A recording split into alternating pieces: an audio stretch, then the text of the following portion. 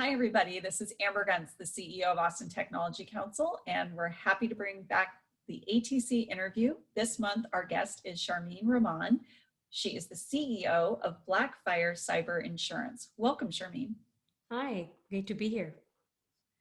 Well, my big question is, what led you into cybersecurity? It's such an interesting aspect of our daily lives, but not a lot of people know a lot about it.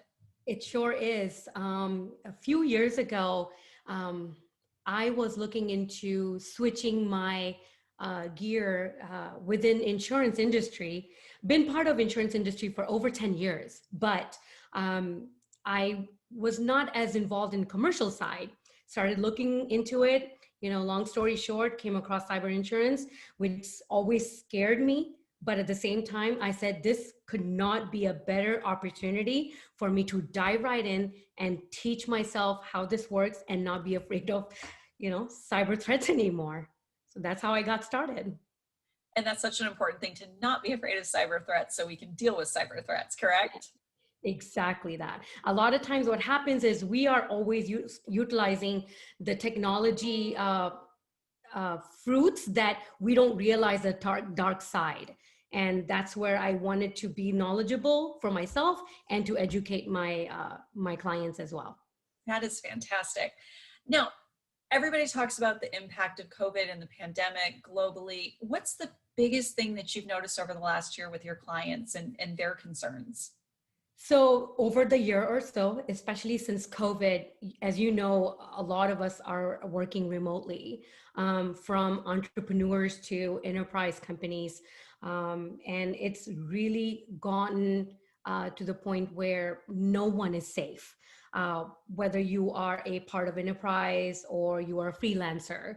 All of my clients or the clients' clients, I've heard very horrible stories about ransomware and social engineering. And what ends up happening is the smaller businesses who do not have the right mitigation plan end up shutting down.